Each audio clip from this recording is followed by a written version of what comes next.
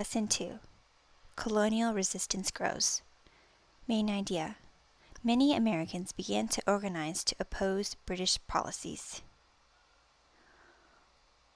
One American story. Crispus Attucks knew about the struggle for freedom. The son of an African American father and a Native American mother, Attucks was born into slavery in Framingham, Massachusetts, around 1723.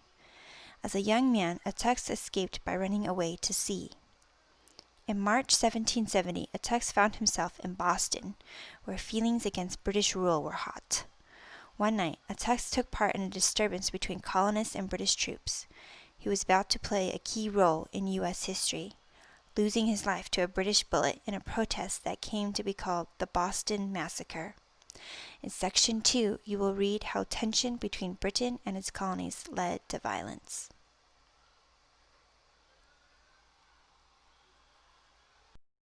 The Townshend Acts are passed. After the uproar over the Stamp Act, Britain hoped to avoid further conflict. Even so, it still needed to raise money to pay for troops and other expenses in America. The Quartering Act was not working. Most of the British Army was in New York, and New York saw that as an unfair burden. Its assembly refused to pay to house the troops. The King's finance minister, Charles Townshend, told Parliament that he had a way to raise revenue in the colonies. So, in 1767, Parliament passed his plan, known as the Townshend Acts. The first of the Townshend Acts suspended New York's assembly until New Yorkers agreed to provide housing for the troops.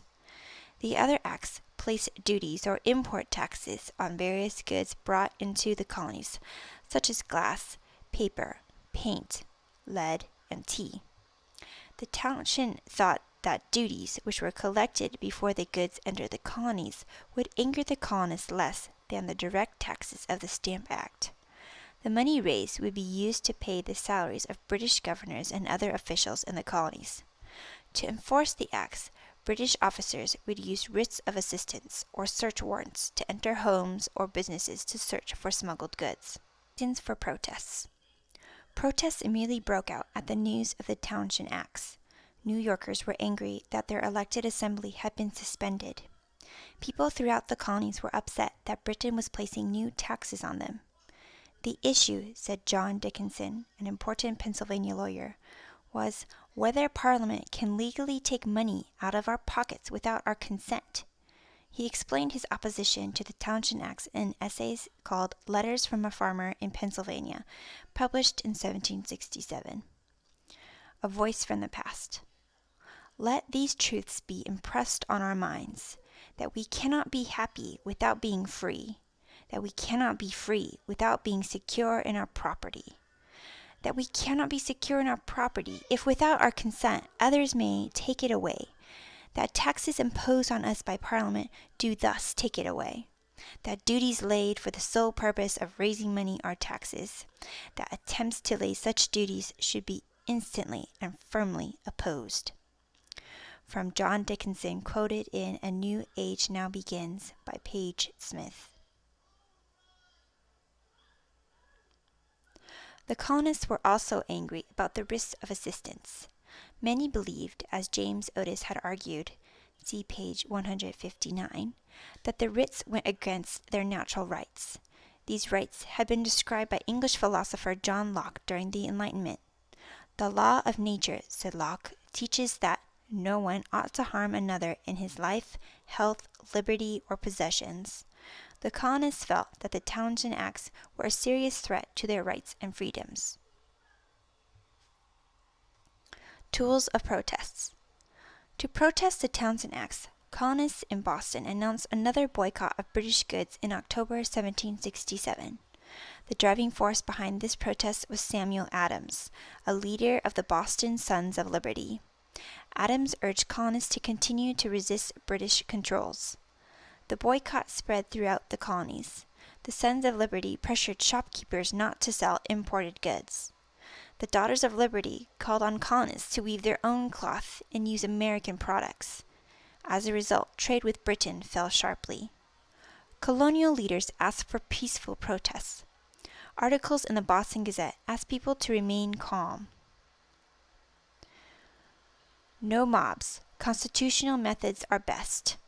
However, tempers were running high. When custom officials in Boston tried to seize the American merchant ship Liberty, which was carrying smuggled wine, a riot broke out. The rioters forced the custom officials to flee. Fearing a loss of control, officials called for more British troops. A defiant Samuel Adams replied, "We will destroy every soldier that dares put his foot on shore. I look upon them as foreign enemies." The Boston Massacre. In the fall of 1768, 1,000 British soldiers, known as redcoats for their bright red jackets, arrived in Boston under the command of General Thomas Gage. With their arrival, tension filled the streets of Boston. Since the soldiers were poorly paid, they hired themselves out as workers, usually at rates lower than those of American workers. Resentment against the redcoats grew. Soldiers and street youths often yelled insults at each other. "Lobsters for sale," the youths would yell, referring to the soldiers' redcoats. "Yankees," the soldiers jeered. Yankee was supposed to be an insult, but the colonists soon took pride in the name. On March 5, 1770, tensions finally exploded into violence. A group of youths and dock workers, among them Crispus Attucks, started trading insults in front of the custom house. A fight broke out, and the soldiers began firing. Attucks and 4 laborers were killed. The Sons of Liberty called the shooting the Boston Massacre.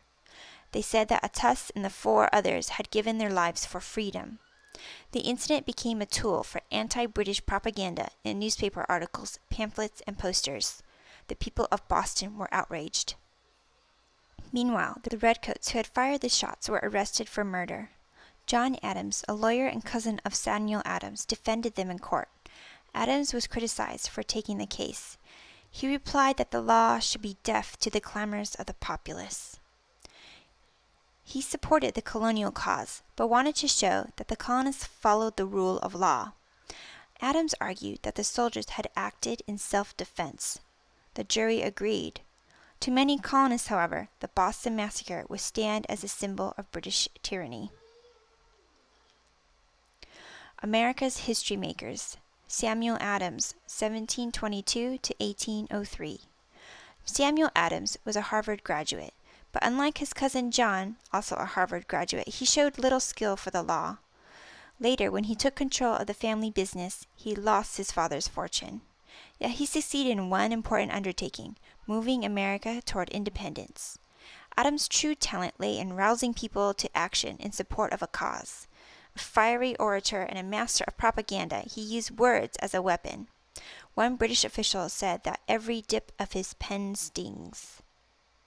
John Adams, 1735 to 1826. John Adams, unlike Samuel, was considered a moderate in the struggle against Britain. He was an important voice of reason and at first opposed resisting by force. Adams believed in the rule of law.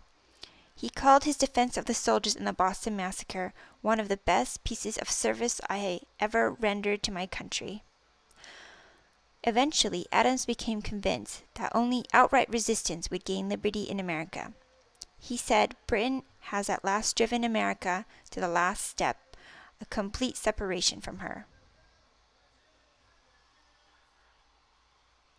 The Tea Act.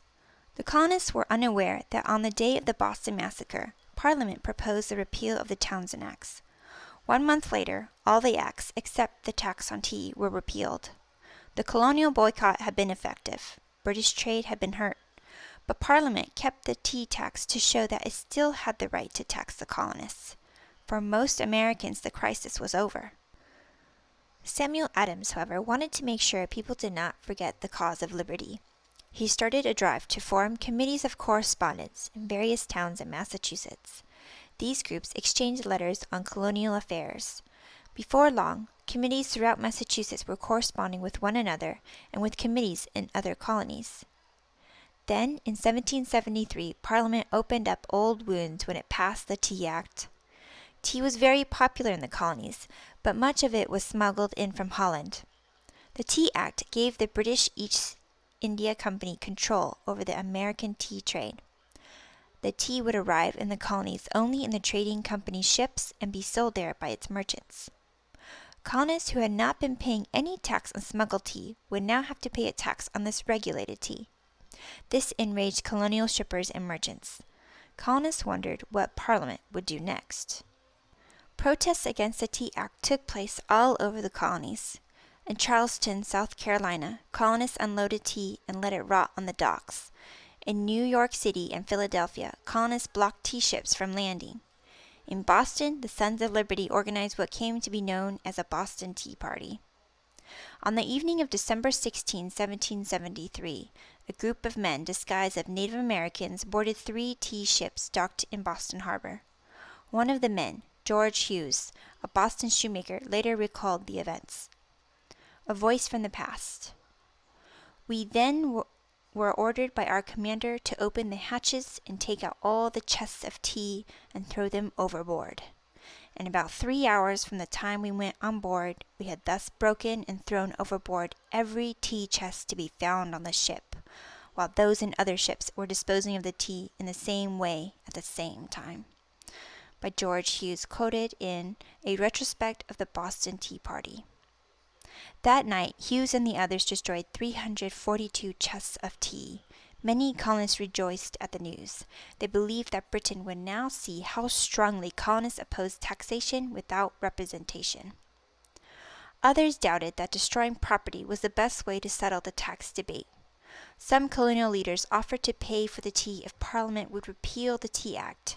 Britain rejected the offer. It not only wanted repayment, but it also wanted the men who destroyed the tea to be brought to trial. The British reaction to the Boston Tea Party would fan the flames of rebellion in the 13 colonies, as you will read in the next section.